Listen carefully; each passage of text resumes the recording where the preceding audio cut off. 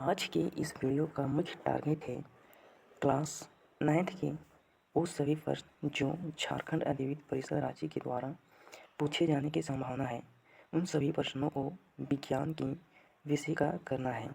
तो इस वीडियो को स्टार्ट करने से पहले आप मेरे बारे में जान लीजिए, मैं कौन हूँ और मैं क्यों पढ़ा रहा हूँ। मेरे बारे में यहाँ पर आपको एक लगा हुआ चेक का जो रिजल्ट होता है वो दिख जाएगा। ये देख सकते हैं आप, है मेरा रिजल्ट है।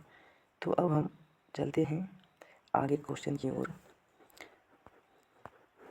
फर्स्ट क्वेश्चन है, द्रव्य की तुलना में गैस अधिक संपीड़ित होती है क्योंकि कण बड़े होते हैं, कणों के बीच अधिक रिक्त स्थान होती है, कण भारी होते हैं, कण स्थिर होते हैं। तो इसका सही जवाब है कणों के बीच रिक्त स्थान अधिक होता है। कहने का मतलब है द्रव्य की तुलना में गैस को अधिक दबाया जा सकता है। क्यों दबाया जा सकता है? क्योंकि गैस के कण के बीच रिक्त स्थान अधिक होता है। नेक्स्ट क्वेश्चन है, निम्न में से कौन तत्व है जल, नमक, ऑक्सीजन या अमोनिया? ये सभी में से ऑक्सीजन तत्व है। नेक्स्ट क्वेश्चन है, मिश्रण का अवयव अपने गुण बनाए रखता है क्योंकि रासायनिक अभिक्रिया नहीं होता है, ऊर्जा नष्ट होती है, नया पदार्थ बनता है या परमाणु टूटते हैं। इसका सही जवाब है रासायनिक अभिक्रिया नहीं होता है। मिश्रण का यह अवयव अपने गुण बनाए इसलिए रखता है क्योंकि रासायनिक अभिक्रिया नहीं होता है मिश्रण के बीच। नेक्स्ट क्वेश्चन है, निलंबन का गुण निम्नलिखित में से कौन है? पारदर्शी होना, कण दिखाई नहीं देते, अस्थिर होता है, प्रकाश का प्रकीर्णन नहीं करता। तो इसका सही जवाब है अस्थिर होता है। निलंबन का एक गुण है अस्थिर होना, वो स्थिर नहीं रहता है, वो मूवमेंट करता रहता है। नेक्स्ट क्वेश्चन है, परमाणु संख्या बराबर होती है। परमाणु संख्या किसके बराबर होती है? प्रोटॉन की संख्या, न्यूट्रॉन की संख्या के, द्रव्यमान की संख्या के, अणु संख्या के। देखिए, परमाणु संख्या बराबर प्रोटॉन की संख्या और प्रोटॉन की संख्या बराबर इलेक्ट्रॉन की संख्या। इस चीज़ को याद रखिएगा। तो इसका सही जवाब होगा प्रोटॉन की संख्या। नेक्स्ट क्वेश्चन है, द्रव्यमान संरक्षण का नियम किसने दिया था? डाल्टन ने, लवाइजे ने, बोहर ने, रदरफोर्ड ने। तो इसका सही जवाब है लवाइजे। नेक्स्ट क्वेश्चन है, सोडियम का परमाणु भार लगभग कितना होता है? 11, 22, 23, 24। इसका सही जवाब है 23। सोडियम का परमाणु क्रमांक 11 होता है। नेक्स्ट क्वेश्चन है, इलेक्ट्रॉन की खोज किसने किया था? रदरफोर्ड, बोहर, थॉमसन या डाल्टन? तो इसका सही जवाब है थॉमसन ने। नेक्स्ट क्वेश्चन है, क्षार का पीएच मान कितना होता है? 7 से कम, 7 या 7 से अधिक या 0? देखिए, इसका सही जवाब 7 से अधिक होगा। क्षार के लिए, अम्ल हो या क्षार, उसके लिए एक पीएच स्केल होता है। इस स्केल को सोरेनसन ने बनाया था। वहाँ पर 0 होता है और इधर 1 से 2, 3, 4 इस तरह बढ़ता है। और इधर तो 7 से जब अधिक होता है तो उसको पीएच में गिना जाता है, और जब 7 से कम होता है तो उसको क्षार में, हाँ, उसको अम्ल में देखा जाता है। तो नेक्स्ट क्वेश्चन है, निम्न में से कौन कोलाइड है? इसका सही जवाब है दूध। नेक्स्ट क्वेश्चन है, वाष्पीकरण होता है, वाष्पीकरण कब होता है? केवल 100 डिग्री सेल्सियस पर, किसी भी ताप पर, या 0 डिग्री सेल्सियस पर, या केवल ठंड में? वाष्पीकरण मतलब कि जल से भाप बनने की क्रिया कब होता है? किसी भी ताप पर होता है। तो इसका सही जवाब होगा ऑप्शन बी। नेक्स्ट क्वेश्चन है, ऊर्ध्वपातन का उदाहरण है। ऊर्ध्वपातन का मतलब क्या होता है? जब किसी चीज़ को गर्म किया जाए और वो बिना द्रव अवस्था में बदले वो गैस अवस्था में चेंज हो जाता है तो उसको ध्रुपातन कहा जाता है। तो इसमें कपूर ऐसा पदार्थ है जो कि द्रव्य में बिना बदले वो गैस में बदलता है। नेक्स्ट क्वेश्चन है, समस्थानिकों के रासायनिक गुण समान होता है क्यों? क्योंकि न्यूट्रॉन समान होते हैं, द्रव्यमान समान होते हैं, इलेक्ट्रॉनिक संरचना समान होती है, या परमाणु भार समान होते हैं? तो इसका सही जवाब है इलेक्ट्रॉनिक संरचना समान होती है। नेक्स्ट क्वेश्चन है, विस्थापन कभी नहीं हो सकता है। विस्थापन क्या नहीं हो सकता है? शून्य नहीं हो सकता है, ऋणात्मक या धनात्मक, या दूरी से अधिक? तो इसका सही जवाब है दूरी से अधिक नहीं हो सकता है। विस्थापन का मतलब क्या होता है समझिए। ये मान लीजिए एक सर्कल है और हमको यहाँ से फिर इसी सर्कल यहाँ तक आना है, तो हमको विस्थापन के रूप में जाना है। तो देखेंगे कि मेरा सबसे शॉर्टेस्ट दूरी क्या होगा। तो अगर कोई चाहे यहाँ से घूम के ये यहाँ पर आएगा, अगर कोई चाहेगा डायरेक्ट यहाँ पर आएगा, तो सबसे शॉर्टेस्ट दूरी ये वाला है, तो इसको हम कहेंगे विस्थापन। तो विस्थापन कभी भी दूरी से अधिक नहीं हो सकता है। नेक्स्ट क्वेश्चन है, चाल एक कैसा राशि है? चाल एक अदिश राशि है। नेक्स्ट क्वेश्चन है, वेग का फॉर्मूला क्या होता है? वेग बराबर होता है विस्थापन बटा समय। इस भाव के साइन को इस तरह भी दिया जा सकता है, विस्थापन बटा समय। नेक्स्ट क्वेश्चन है, न्यूटन का द्वितीय नियम किससे संबंधित है? न्यूटन का 3 नियम है और यहाँ पर द्वितीय नियम बोल रहा है तो बल और त्वरण से संबंधित है। पहला नियम जड़त्व से संबंधित है और तीसरा नियम क्रिया प्रतिक्रिया से संबंधित है। नेक्स्ट क्वेश्चन है, बल बढ़ाने पर त्वरण क्या होता है? बल बढ़ाने पर भी त्वरण बढ़ता है।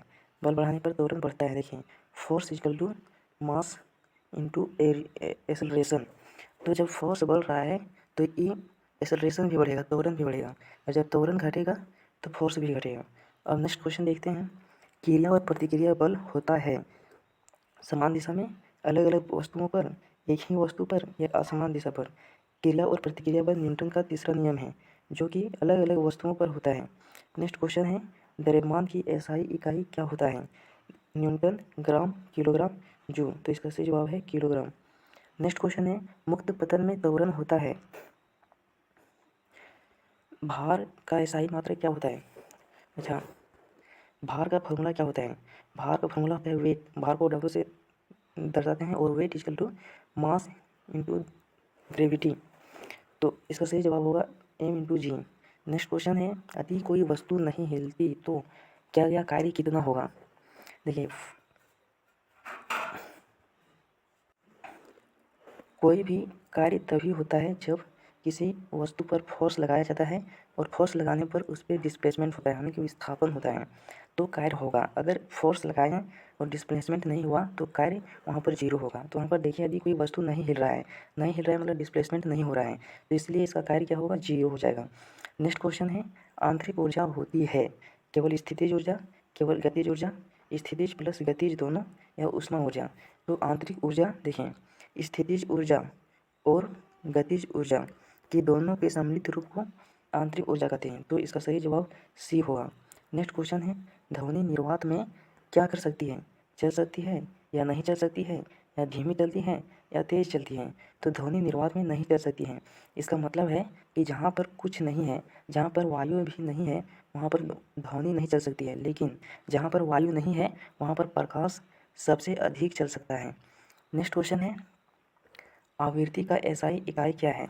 मीटर, सेकेंड, हर्ट्ज या डेसिबल? तो इसका सही जवाब है हर्ट्ज। नेक्स्ट क्वेश्चन है, इसको हर्ट्ज को एच और जेड से दर्शाते हैं।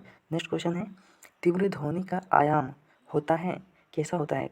कम होता है, अधिक, शून्य, समान? इसका सही जवाब है अधिक। नेक्स्ट क्वेश्चन है, प्रतिध्वनि सुनने के लिए न्यूनतम दूरी कितनी होनी चाहिए? इसका सही जवाब है 17 सेंटीमीटर।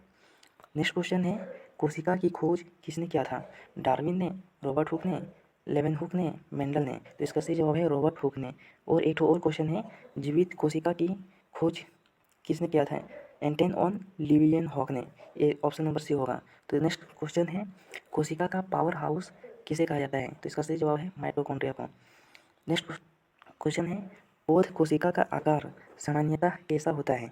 गोल या आयताकार, अनियमित आकार का, या त्रिकोणीय आकार का? तो इसका सही जवाब है आयताकार का। नेक्स्ट क्वेश्चन है, जंतु ऊतक नहीं होता है, जंतु ऊतक में क्या नहीं होता है? पेशी ऊतक नहीं होता है,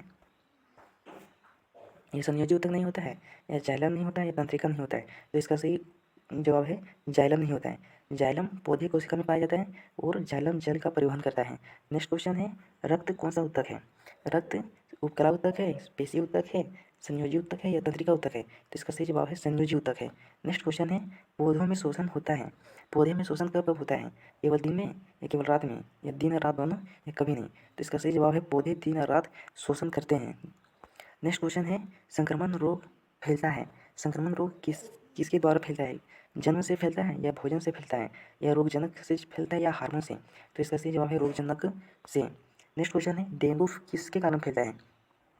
एनोफिलीज मच्छर के कारण, या क्यूलेक्स मच्छर के कारण, या एडिज मच्छर के कारण, या मक्खी के कारण? इसका सही जवाब है एडिज मच्छर के कारण।